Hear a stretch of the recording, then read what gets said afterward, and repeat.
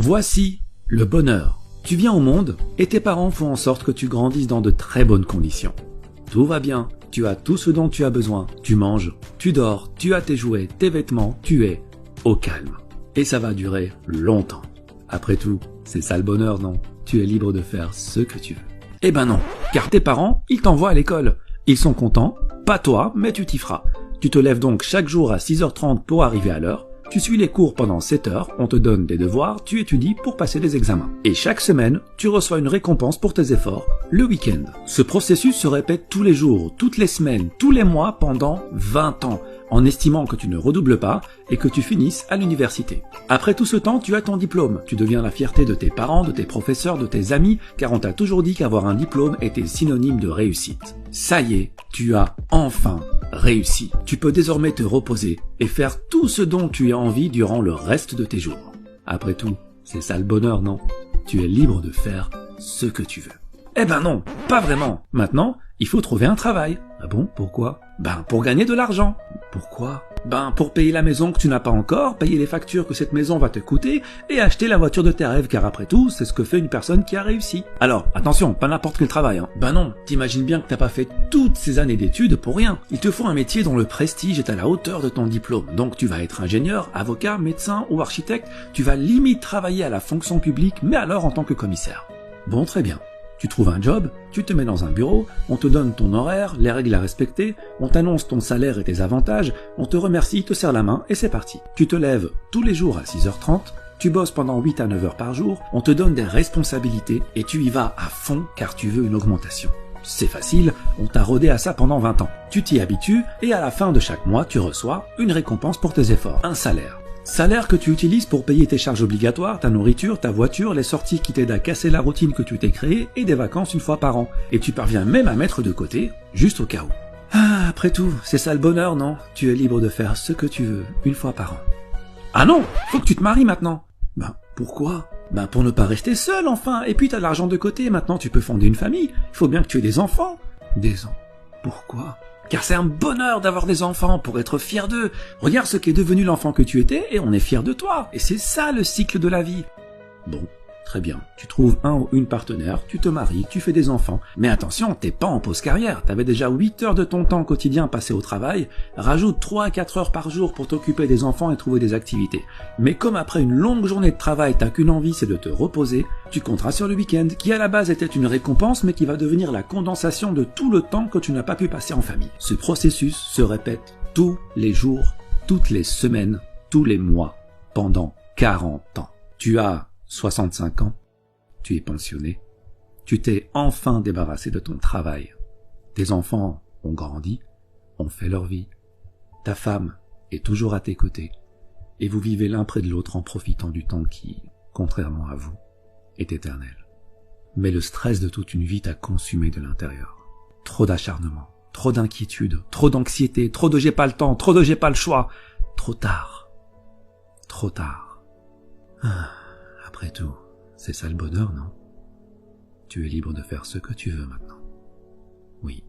Maintenant, oui.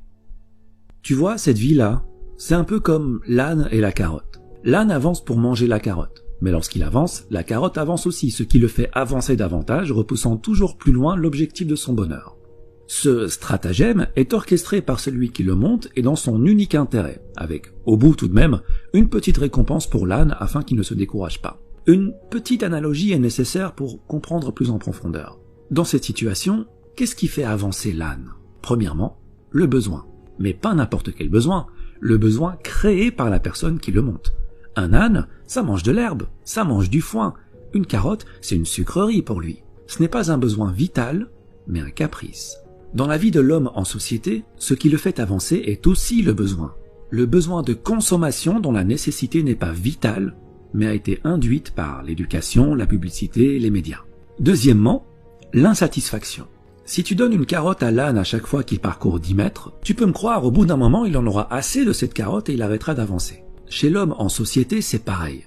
Il faut le maintenir dans une zone d'insatisfaction assez élevée pour que son besoin ne soit pas totalement comblé, mais assez basse pour qu'il soit prêt à refournir les efforts nécessaires afin d'assouvir ce besoin. Concrètement, si ton patron te donne 10 000 euros par mois, tu seras totalement satisfait et ce n'est pas dans son intérêt puisqu'avec cet argent et un minimum d'intelligence financière, tu investiras dans l'immobilier pour dégager des revenus automatiques et plus besoin de patron.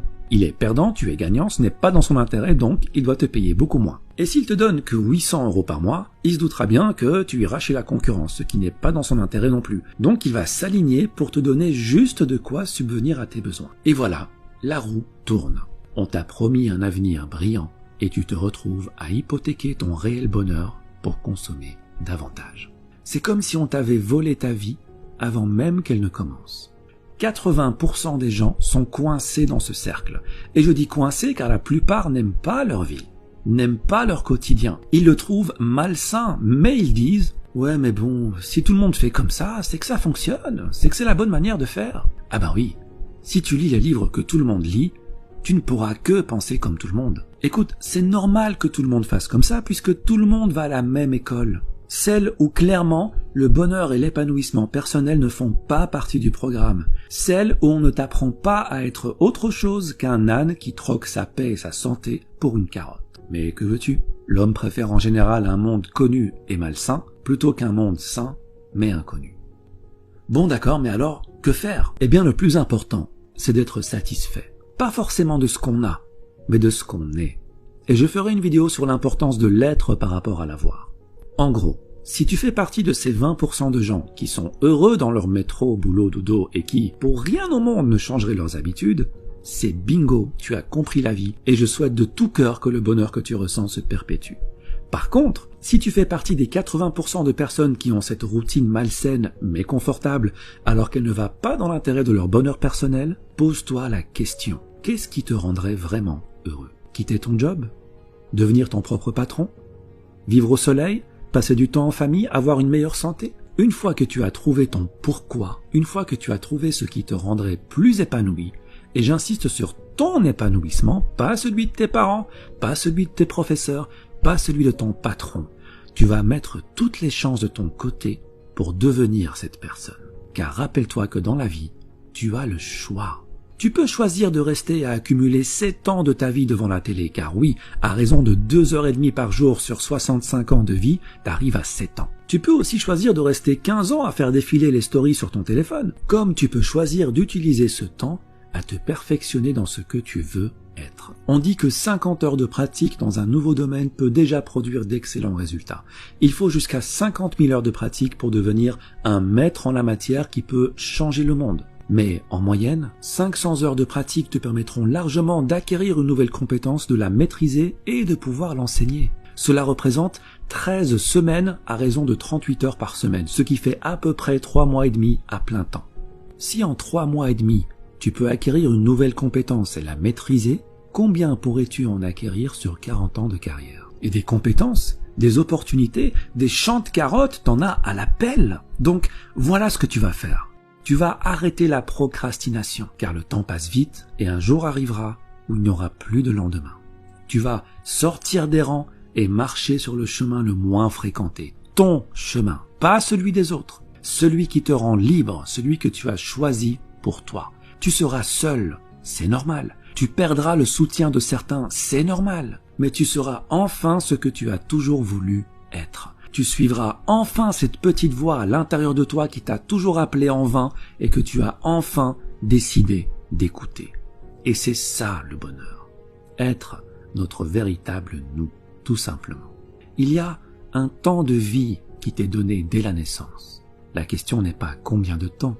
Ça, personne ne le sait. La question est comment tu utilises ce temps. C'est ça qui va déterminer ton bonheur. Repère ce que tu veux devenir, crois en ce que tu veux devenir et agis pour le devenir. Il ne faut pas oublier que bien que le temps soit immortel, toi, tu ne l'es pas. Alors utilise-le sagement et marche sur le chemin qui te convient le mieux. Merci et à bientôt.